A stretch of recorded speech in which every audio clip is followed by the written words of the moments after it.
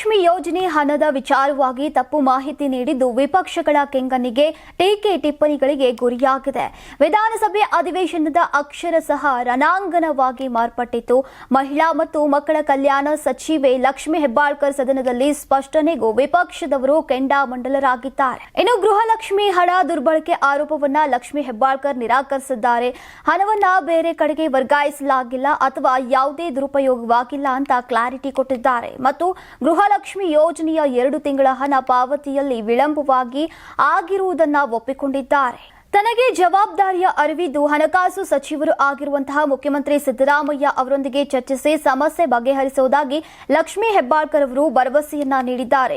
February March ತಿಂಗಳ ಹಣ ಇನ್ನೂ ಹಾಕಿಲ್ಲ ಅಂತ ಅಧಿಕಾರಿಗಳು ಹೇಳಿದ್ದಾರೆ.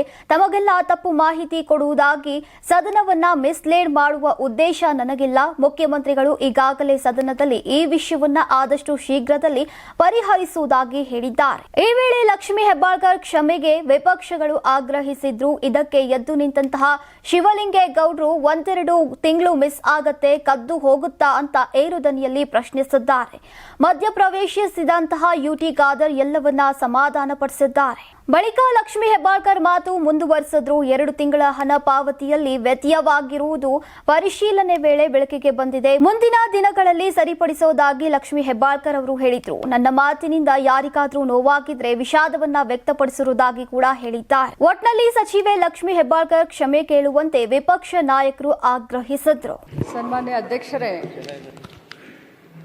ಮೊನ್ನೆ ಶಾಸಕರಾದಂಥ ಮಹೇಶ್ ತೆಂಗಿನಕಾಯಿ ಅವರು ಗೃಹಲಕ್ಷ್ಮಿಯ ವಿಚಾರವಾಗಿ ಒಂದು ಪ್ರಶ್ನೆಯನ್ನು ಕೇಳಿದ್ರು. ನಾನು ಮೊನ್ನೆ ಕೂಡ ಸದನಕ್ಕೆ ಹೇಳಿದ್ದೇನೆ, ಇವತ್ತು ಕೂಡ ಅದನ್ನೇ ಹೇಳಲಿಕ್ಕೆ ಬಯಸ್ತೇನೆ. ಈ ಗೃಹಲಕ್ಷ್ಮಿ ಯೋಜನೆ ಕರ್ನಾಟಕ ರಾಜ್ಯದ 1,26,00,000 ಕುಟುಂಬದ ಯಜಮಾನಿಯರಿಗೆ ಪ್ರತಿ ತಿಂಗಳು 2,000 ರೂಪಾಯಿ DBT ಮುಖಾಂತರ, ನಾನು ಒತ್ತಿ ಹೇಳಲಿಕ್ಕೆ ಬಯಸ್ತೇನೆ, DBT ಮುಖಾಂತರ ಯಾವುದೇ ಮಧ್ಯವರ್ತಿಗಳ ಹಾವಳಿ ಇಲ್ಲದೆ ಡೈರೆಕ್ಟ್ ಆಗಿ ಅವರ ಬ್ಯಾಂಕ್ ಅಕೌಂಟ್ಗೆ ಹೋಗುವಂಥ ಒಂದು ಅತ್ಯುನ್ನತ ಒಂದು ಯೋಜನೆ. ಈ ಕರ್ನಾಟಕದಲ್ಲಿ ಗೃಹಲಕ್ಷ್ಮಿ ಯೋಜನೆಯನ್ನು ಪ್ರಾರಂಭ ಮಾಡಿದ ಮೇಲೆ ದೇಶದ ಪ್ರತಿಯೊಂದು ರಾಜ್ಯದಲ್ಲಿ ಇದನ್ನು ಒಂದು ಮಾಡೆಲ್ ಆಗಿ ಯೂಸ್ ಮಾಡಿಕೊಂಡು ಇದು ಬಹಳಷ್ಟು ಯಶಸ್ವಿಯಾದಂಥ ಯೋಜನೆ ಅಂತ ನಾನು ಹೇಳಲಿಕ್ಕೆ ಬಯಸ್ತೇನೆ. ನಾನು ಮೊನ್ನೆ ಕೂಡ ಸದನಕ್ಕೆ ಒಂದು ಮಾತನ್ನು ಹೇಳಿದೆ. ಇಲ್ಲಿಯವರೆಗೆ 23 ಕಂತುಗಳನ್ನು ಹಾಕಿದ್ದೇವೆ. 46,000 ರೂಪಾಯಿಗಳು ಒಬ್ಬೊಬ್ಬ ಮನೆಯ ಯಜಮಾನಿಗೆ 1,26,00,000 ಮನೆಯ ಯಜಮಾನಿಗಳ ಕುಟುಂಬದ ಯಜಮಾನಿಗಳಿಗೆ ಸಿಕ್ಕಿದೆ ಅಂತ ಮೊನ್ನೆ ಕೂಡ ನಾನು ಹೇಳಿದ್ದೀನಿ. ಈ ಹೇಳುವಂಥ ಸಂದರ್ಭದಲ್ಲಿ ಪದೇ ಅವರು ಹೇಳ್ತಾ ಇದ್ರು, ನನಗೆ ಫೆಬ್ರವರಿ ಮತ್ತು ಮಾರ್ಚ್ ಇದು ಬಂದಿಲ್ಲ ಅಂತ ಹೇಳ್ತಾ ಇದ್ರು ಸದಸ್ಯರು. ನಾನು ಹೇಳಿದೆ ಆಗಸ್ಟ್ವರೆಗೂ ಕ್ಲಿಯರ್ ಮಾಡಿದ್ದೀನಿ ಅಂತ ನಾನು ಹೇಳಿದೆ. ಮಾನ್ಯ ವಿರೋಧ ಪಕ್ಷದ ನಾಯಕರು ಕೂಡ ಹೇಳಲಿಕ್ಕೆ ಬಯಸ್ತೀನಿ, ತಾವು ಭಾಳಷ್ಟು ಅನುಭವಿಸ್ತಿದ್ದೀರಿ ಸರ್. ಇಲ್ಲಿ ಆರೋಪ ಪ್ರತ್ಯಾರೋಪಕ್ಕಿನ್ನ ನಾನು ಮಂತ್ರಿ ಆದಮೇಲೆ ನಾನು ಮೊದಲನೇ ಬಾರಿ ಮಂತ್ರಿ ಆಗಿದ್ದೀನಿ, ಅತ್ಯಂತ ಭಕ್ತಿ ಭಾವನೆಯಿಂದ, ಪೂಜ್ಯ ಭಾವನೆಯಿಂದ, ಯಾಕಂದರೆ ಬಹಳ ದೊಡ್ಡ ಪುಣ್ಯದ ಕೆಲಸ ಮಾಡ್ತಾ ಇದ್ದೀವಿ. ಗೃಹಲಕ್ಷ್ಮಿ ಯೋಜನೆ ಮನೆಯಲ್ಲಿ ಯಾರು ನಮಗೆ ಗೃಹಲಕ್ಷ್ಮಿ ಅಂದ್ರೋ ಇಲ್ಲೋ ಗೊತ್ತಿಲ್ಲ, ಕರ್ನಾಟಕದ ಕಾಂಗ್ರೆಸ್ ಪಕ್ಷದ ಸರ್ಕಾರ ಮಹಿಳೆಯರಿಗೆ ಗೃಹಲಕ್ಷ್ಮಿಯನ್ನು ಕೊಡುವ ಯೋಜನೆ ಮುಖಾಂತರ ಅವ್ರಿಗೆ ಗೃಹಲಕ್ಷ್ಮಿ ಅಂತ ಅನ್ತಾ ಇದೆ.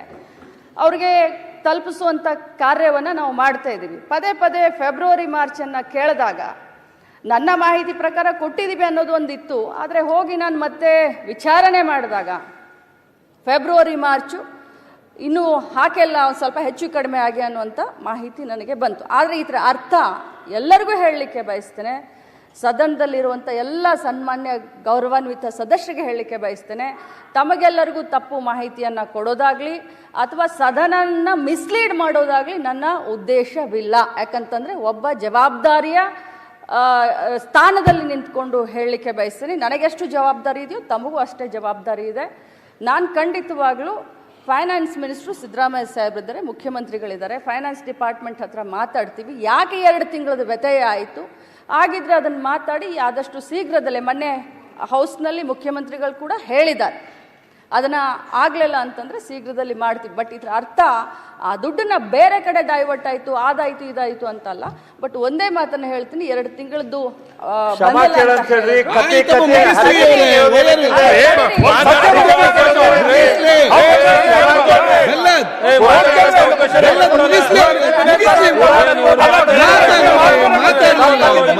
ಅಂತ ಹೇಳಿ ಗೃಹಲಕ್ಷ್ಮಿಗೆ ವಿರೋಧ ಮಾಡಿದವರು ನೀವು. ಆಯ್ತು, ಅವ್ರು ಹೇಳ್ತಾರಲ್ಲ ಲಾಸ್ಟ್ ಮುಗಿಸ್ಲಿಲ್ಲ ತಪ್ಪಾಗಿದೆ ಅಂತ ಹೇಳಿ ಅವ್ರು ಮುಗಿಸೋ ಮುಂಚಾಗಿ ಅಂತ ಹೇಳ್ತೀರಿ. ಪ್ರತಿಪಕ್ಷದವ್ರು ಮಾತಾಡ್ತಾರೆ. ಶಿವಲಿಂಗೌಡ್ರೆ ಕೂತ್ಕೊಳ್ಳೊಮ್ಮೆ.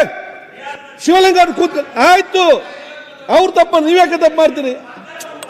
ಆಯ್ತು, ಒಮ್ಮೆ ಕೂತ್ಕೊಳ್ಳಿ. ಈಗ ಆಯ್ತು, ಕೂತ್ಕೊಳ್ಳಿ. ಶಿವಲಿಂಗೌಡ್ರೆ ಕೂಡ್ರಿ ನೀವು ಜರ.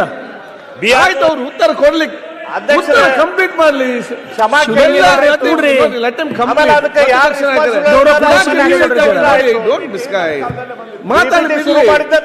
ಕಂಪ್ಲೀಟ್ ಮಾಡಿ ಆಯ್ತು. ನೋಡಿ, ಅವರು ಬಂದು ಉತ್ತರ ಕೊಡ್ತಾ ಇದ್ದಾರೆ. ಉತ್ತರ ಕರೆಕ್ಟ್ ಕೇಳಿ. ಅದೆಲ್ಲ ಮತ್ತೆ ಹೆಚ್ಚು ಮಾತಾಡಿ. ನಿಮ್ಗೆ ಪುರಾಣ ಬೇಡ ಆಗ್ತದ? ಆಯ್ತು, ಈಗ ಒಂದ್ ಸೆಕೆಂಡ್ ಮಾತಾಡ್ಲಿ. ಆಯ್ತು, ಕೂತ್ಕೊಳ್ಳಿ. ಮೈ ಮಾತಾಡ್ಬೇಡಿ. Completed my this one. ನಾನು ಇಂಟೆನ್ಷನಲಿ ನಮಗೆ ಈ ಒಂದು ಸದನವನ್ನು ಮಿಸ್ಲೀಡ್ ಮಾಡುವಂಥ ಇಂಟೆನ್ಷನ್ ಇರಲಿಲ್ಲ. ಆದರೆ ನಾನು ಹೋಗಿ ಚೆಕ್ ಮಾಡಿದಾಗ 2 ತಿಂಗಳದ ಹೆಚ್ಚು ಕಡಿಮೆ ಆಗಿದೆ ಅನ್ನೋದು ಗೊತ್ತಾಯಿತು. ಅದನ್ನು ಮುಂದಿನ ದಿನದಲ್ಲಿ ನಾನು ಸರಿ ಮಾಡ್ತೀನಿ. ನನ್ನ ಮಾತಿನಿಂದ ಯಾರ್ದಾದ್ರೂ ಭಾವನೆಗೆ ಇದಾಗಿದ್ರೆ ನಾನು ವಿಷಾದವನ್ನು ವ್ಯಕ್ತಪಡಿಸ್ತೀನಿ. ನೀವು ಸಣ್ಣ ಆಗ್ಬೇಕಲ್ವಾ? ಅದು ಒಂದು ಉತ್ತಮ ಆಹಾರದಿಂದ ಸಣ್ಣ ಆಗ್ಬೇಕಲ್ವಾ? ಪ್ರತಿದಿನ ನಮ್ಮ ಜೀನಿ ಸ್ಲಿಮ್ ನ ಯೂಸ್ ಮಾಡಿ ಯಾವುದೇ ಸೈಡ್ ಎಫೆಕ್ಟ್ ಇಲ್ದಂಗೆ ನೀವು ಸಣ್ಣ ಆಗ್ತೀರಾ. ಯಾರಾಗ್ತಾರೆ ಎಂಎಲ್ಎ ಅಭ್ಯರ್ಥಿ 2028 ಶೀಘ್ರದಲ್ಲೇ. ಪ್ರತಿದಿನ ಒಂದೊಂದು ಕ್ಷೇತ್ರದ ಟಿಕೆಟ್ ಆಕಾಂಕ್ಷಿಗಳ ಸಂಪೂರ್ಣ ಮಾಹಿತಿ ಪೊಲಿಟಿಕಲ್ ಜರ್ನಲಿಸ್ಟ್ KM ಶಿವಕುಮಾರ್ ಅವರಿಂದ. ಕರ್ನಾಟಕದ ನಂಬರ್ 1 ಡಿಜಿಟಲ್ ಮೀಡಿಯಾ ನಿಮ್ಮ ನೆಚ್ಚಿನ ಕರ್ನಾಟಕ ಟಿವಿಯಲ್ಲಿ ಮಾತ್ರ.